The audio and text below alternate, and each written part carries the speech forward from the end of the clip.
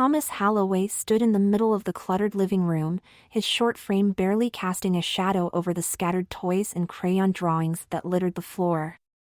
With long mousy brown hair and a look of unwavering determination etched into his face, he clutched a small list of chores in his hand like a shield. At 3 feet tall, the top of his head didn't quite reach the mantel where family photos smiled down at him, but his voice rose above the chaos with surprising authority.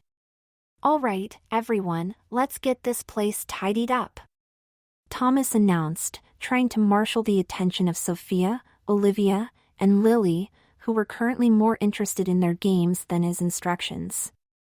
"Sophia, you're on dishes duty. Olivia, please pick up the living room. And Lily, sweetie, could you help by putting your dolls back in the toy chest?" The girls' own heights belied their ages as well. Sophia, who was 12, stood a towering 5 feet 5, Olivia, at 9, stood 5 feet 2 and Lily, the youngest at 6, stood amazingly at 4 feet 7. Thomas figured their father must have been a giant as they were well on their way to far outgrowing their mother. His requests were met with varying degrees of acknowledgement, from Sophia's nonchalant nod to Lily's enthusiastic okay. Thomas moved through the room, picking up a rogue sock here, straightening a cushion there, and all the while maintaining a vigilant eye on the children's progress. As he bent down to retrieve a puzzle piece from under the couch, Eleanor Jameson entered the room, her long blonde hair catching the morning. She watched Thomas for a moment, her eyes reflecting both amusement and adoration as she took in the scene before her. "Tommy," she began softly, using the affectionate nickname that always seemed to make him stand a little taller, "you're doing a fantastic job with the girls." Eleanor was quite the opposite of Thomas, but who wasn't? She stood a statuesque 5 feet 10 inches tall. He had always been smaller than his girlfriends of the past, they were charmed by both his confidence and humor. Thomas straightened up, brushing dust off his jeans with an embarrassed but pleased grin. "I'm just trying to keep everything running smoothly while you're away," he replied, meeting her gaze with a mixture of pride and apprehension. Eleanor crossed the room, stepping over a coloring book, and wrapped her arms around Thomas's slight shoulders. The top of his head just reached below her chest, and she kissed his forehead gently. "I have no doubt that you'll be amazing." "You always are," she murmured reassuringly. "Just remember, they love you even when they test your patience." "Thanks, Elle," Thomas said, his voice brimming with gratitude. He leaned into her embrace, drawing strength from her confidence in him. "I won't let you down." Eleanor pulled back slightly, her hands resting on his upper arms as she offered a playful wink. "I know you won't, my knight in shining armor." She gave him an encouraging squeeze. "Now go show those girls who's boss." With a renewed sense of purpose, Thomas turned back to the children, his stature small but his spirit immense. "Okay, let's get this house in order," he called out, leading his pint-sized brigade with a heart full of courage and a home full of love. The kitchen clock ticked a relentless staccato as Thomas Halloway sorted through the rainbow of plastic lunch containers spread across the counter. His hands, small but deft, matched lids to their partners with precision. "Tom?" Eleanor's voice sliced through his reverie, tinged with a hesitance that immediately set his heart racing. He swiveled to face her, and the early morning sun painted her blonde hair with strokes of gold. "What's up?" Thomas asked, his eyebrows knitting together in concern. Eleanor took a deep breath, her eyes searching his.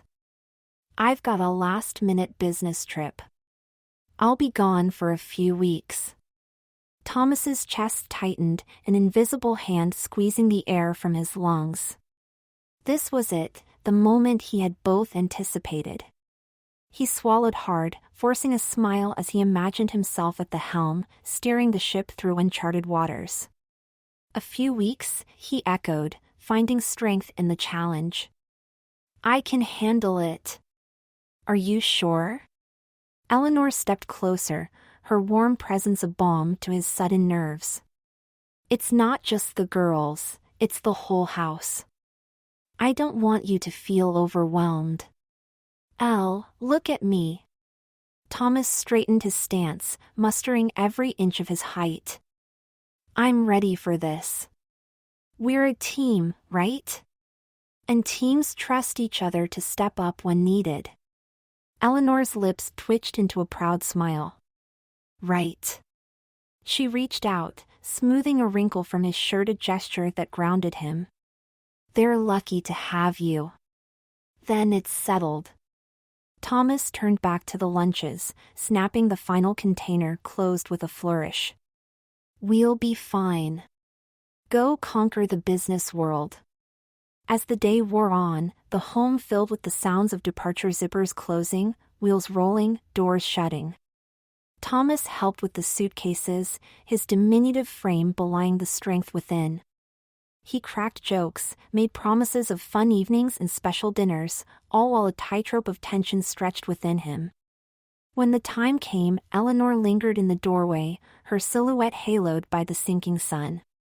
Thomas stood beside her, a silent vow etched into the lines of his face. He watched as she climbed into the taxi, the vehicle swallowing her up like some steel beast. As it pulled away, the weight of responsibility settled on him like a mantle, one he was determined to wear with honor. Bye, Mom, the girls called out in a chorus, their voices a mix of excitement and uncertainty. Okay, girls, Thomas said, turning to face the trio, his expression resolute. Let's keep things running as smoothly as your mom does. Sophia, Olivia, and Lily nodded, a mixture of grins and furrowed brows among them. They didn't see just a man of short stature before them, they saw their new stepfather, whether they liked it or not. Remember, he continued, we're a team, and there's nothing we can't do if we work together. With Eleanor's absence stretching before them, vast and unfilled, Thomas squared his shoulders against the coming days. Challenges would arise, doubts would surface, but he was steadfast in his commitment. The knight in shining armor Eleanor believed him to be was now the captain of the ship, ready to navigate through whatever storms may come. Thomas wasted no time in rallying his charges. Sophia, could you help Lily with the shoes? And Olivia, would you put the coats away? Sophia, her dark hair a stark contrast against her pale blue eyes that seemed to challenge the world, glanced at Thomas with a mixture of curiosity and skepticism. She was old enough to question his authority but young enough to be unsure of how far she could push. With a shrug of her slender shoulders, she knelt beside Lily, whose blonde locks bounced as she giggled and presented her feet for assistance. Like this, Lily, Sophia instructed, paring the shoes off and putting them on the rack. Olivia, meanwhile, darted off with the enthusiasm of a puppy chasing a ball. Her curly brown hair trailed behind her as she returned triumphantly with an array of coats bundled in her arms. Done, she announced, standing proudly at the neat and tidy closet. Good job! Thomas directed, the hint of amusement in his voice betraying his rigid stance. Okay, Thomas said, pulling out a piece of paper from his pocket where he had listed the chores. I've put together some ground rules while your mom is away. It's important we all do our part. Can you all take a seat? The girls gathered around him, their heads tilting downwards to meet his earnest gaze even when sitting, even 6-year-old Lily. He handed the note over to the girls. Sophia's eyes narrowed slightly as she read the rules aloud, bed by 9, no sweets after dinner, and do our chores, or else what, Thomas? Or else there will be less screen time, he replied confidently, though his heart fluttered at the challenge in her tone. Fine, but Mum never made us done all these chores, this list is massive. Sophia sighed, rolling her eyes dramatically before turning on her heel and striding toward the kitchen. Your mother and I spoke about this and she actually gave me that list. Thomas said with an air of snugness. I'll start with the dishes, I guess. Replied Sophia. Actually, Sophia, could you Thomas, can you get the broom? There are crumbs under the table, Sophia called over her shoulder, interrupting him without a second thought. Sure, he responded automatically, already heading towards the pantry. As he swept, he heard the clink of dishes and the murmur of his own voice echoing back the rules he had set. He didn't notice the shift, the subtle way Sophia's request had turned into a command, nor how easily he had complied. Remember, these chores are your responsibility, he reiterated once he rejoined the girls, his eyes flickering between them. We need to maintain the house just like your mom does. Got it, Thomas, Olivia chimed, her mischievous smile not quite reaching her eyes as she watched her older sister for cues. All right then, Thomas nodded, satisfied with their compliance, unaware of the undercurrents of resistance building beneath the surface. Let's work together and make your mom proud. Team Holloway. Sophia and Olivia repeated sarcastically, though their voices held the weight of unspoken thoughts and the nascent stirrings of rebellion. Team Holloway. Lily echoed, her innocence untouched by the brewing defiance, her small hand finding his in a gesture of solidarity. Sophia towered above the kitchen island, arranging the washed dishes with a casual precision. Thomas watched from his lower vantage point, the top of his head barely cresting the marble countertop. With every stretch and reach Sophia made, her height became more apparent 5'6" to his 3 feet. Her movements were fluid and unconstrained, a stark contrast to his own measured efforts to navigate the larger world around him. Can you pass me the drying towel, Thomas? Sophia asked, her voice carrying a hint of something he couldn't quite discern. Of course, Thomas replied, handing her the cloth. As their fingers brushed, an almost imperceptible smirk danced across Sophia's face, and Thomas was none the wiser. He was too caught up in the rhythm of domesticity, pleased with how well the day had gone, to notice the contemplative gaze that Sophia now fixed on him. She watched him move about, fetching items from lower shelves, never once needing to reach high or strain. The realization hit her like a silent thunderclap. Here stood before her someone who physically embodied the opposite of what he was trying to represent: an authority figure, a surrogate parent. The incongruity of it all sparked an idea in Sophia's mind, a seed of a plan that began to take root. She could turn the tables, leverage the disparity between them. But for now, she kept her thoughts veiled behind a curtain of compliance. Thanks for helping with dinner prep, Thomas. You're really good at this, she said, her compliment laced with a drop of irony that went undetected by him. Happy to help, Sophia, he beamed, his eyes alight with the satisfaction of duty fulfilled. When the night drew its dark curtains across the sky, the household settled into a quiet hush. Thomas checked each room, ensuring lights were off and the children were tucked in. Lily's soft breathing was rhythmic and calm, Olivia's room radiated tranquility, and even Sophia appeared serene beneath her covers. He closed each door with gentle finality, a successful conclusion to their first evening without Eleanor. Retreating to his own room, Thomas slipped under the sheets, a small smile tugging at the corners of his mouth. The house was in order, the children were content, and he felt a swell of pride in his chest. He had stepped into Eleanor's shoes with grace, and if the day's smooth flow was any indication, the rest of the time would unfold just as seamlessly. Good job, Thomas, he whispered to himself, his voice a soft murmur in the shadowed room. You've got this. As sleep claimed him, wrapping him in its comforting embrace, he was blissfully unaware of the brewing storm in the room down the hall. A storm that took the shape of a 12-year-old girl with a plan and the will to execute it. Tonight, though, Thomas's dreams were filled with accomplishments and respect, the sweet taste of success lulling him deeper into slumber. The shrill cry of the alarm clock shattered the morning calm, and Thomas bolted upright in bed. He squinted at the red digits glaring accusingly back at him, 9:05 a.m. Panic seized his chest as he flung the sheets aside and stumbled out of bed with a frantic energy. The children! School! In his haste, he didn't bother with proper attire. Instead, he dashed from his room clad only in his boxers, child-sized, decorated with cartoon superheroes, a concession to his diminutive frame. His bare feet slapped against the cool tile as he made a beeline for the kitchen. "Girls! You're going to be..." Thomas's admonition died on his lips as he skidded to a halt in the doorway. There they were, Sophia, Olivia, and Lily, seated around the breakfast table, each girl leisurely spooning cereal into her mouth. They were dressed, yes, but not in their school uniforms. Instead, they wore casual clothes, jeans and t-shirts, seemingly prepared for a day of leisure rather than learning.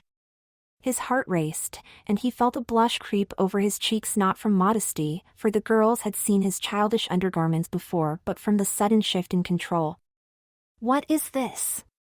You're supposed to be getting ready for school," he sputtered, trying to regain some semblance of authority. "School?" Sophia replied, feigning surprise, milk dripping from her spoon. "Didn't we tell you? It's an inset day. No school today." Thomas's eyes narrowed, suspicion warring with relief. An inset day? Why hadn't Eleanor mentioned it? But there was no time to ponder. If what Sophia said was true, then his alarm was unfounded. Still, he wasn't about to let them off without verification.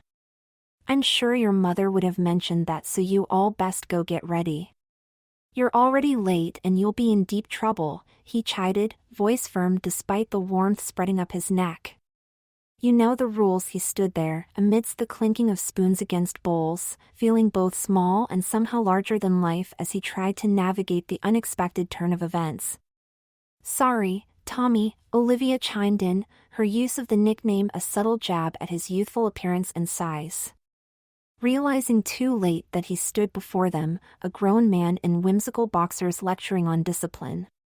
He turned on his heel with as much dignity as he could muster and retreated to his room to dress the first task in reclaiming the reins of this most unusual day. Thomas's voice, firm and edged with authority, was met with an insolent gaze from Sophia. "I said get ready for school. Now." The command hung in the air, challenging the girl's defiance. Sophia tossed her dark hair back, her blue eyes glinting with an audacity that bordered on insubordination. "You really think you can make us do anything?" she scoffed, her voice dripping with disdain. "Look at you, Thomas. You're not even tall enough to ride the roller coasters at the amusement park." "Enough, Sophia," Thomas snapped, his brow furrowing as he struggled to maintain control of the situation. "You will listen to me. This isn't a game." But Sophia only smirked, stepping forward with a grace beyond her years.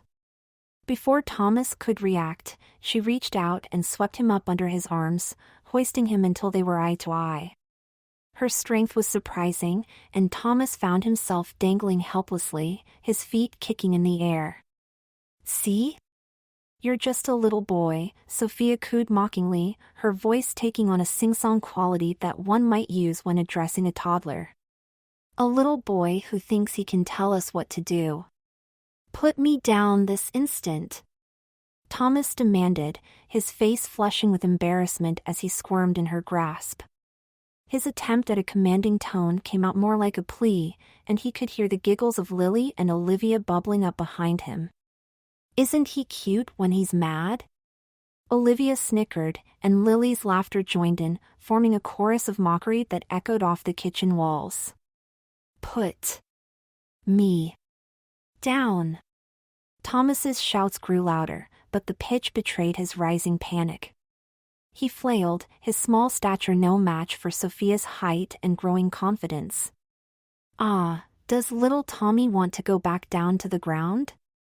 Sophia teased, her voice thick with condescension as she continued to hold him aloft, turning him slightly as if to show him off to her younger sisters, much to their delight.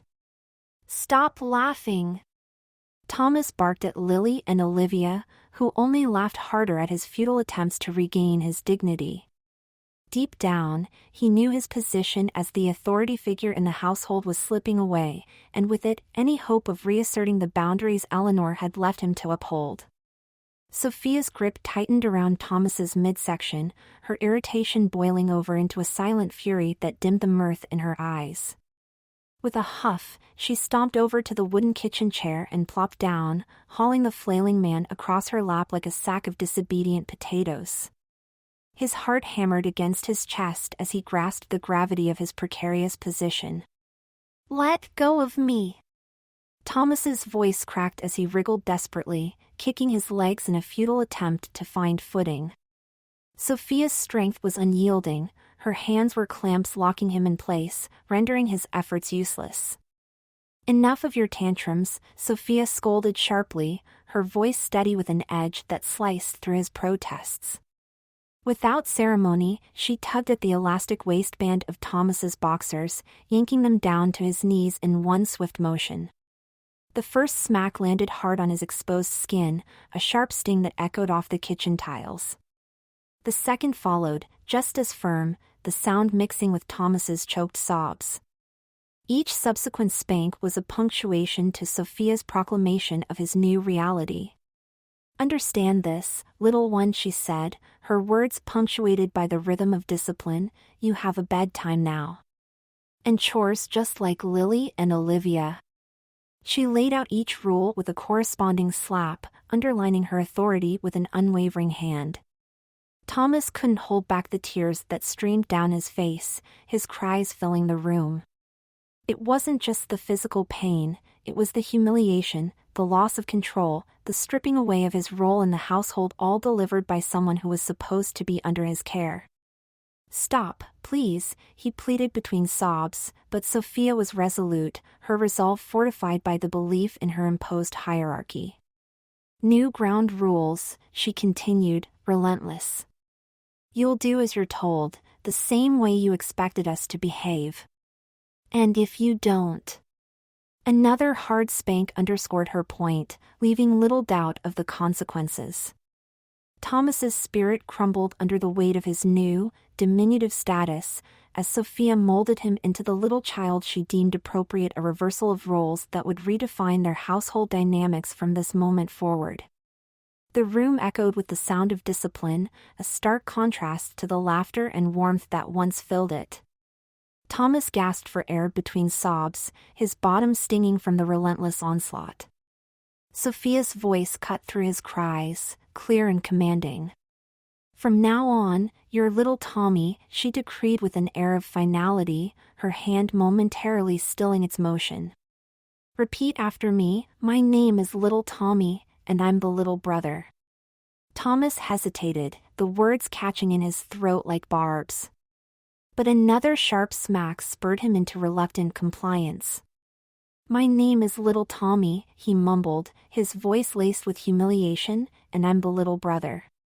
Sophia's hand resumed its work, each smack a reminder of his capitulation. "Again," she demanded, her tone brooking no argument. Thomas repeated the mantra, each iteration punctuated by pain, as though the force of each spank could drive the new identity into his very being. With each declaration, his voice grew fainter, his resistance crumbling under the weight of Sophia's authority. "Good, little Tommy," Sophia said, a note of satisfaction in her voice. She paused, allowing a brief respite as she assessed her handiwork. "Now tell me, how old are you?" 30, Thomas replied instinctively, but the response was met with another swift spank as if the number itself was offensive to Sophia. "Wrong answer," she stated coldly. "A little brother isn't 30. Try again." 30, Thomas said again, more out of defiance than conviction, only to receive the same punishing response. "Think, little Tommy," Sophia chided, her grip on him unyielding. "How old should you be?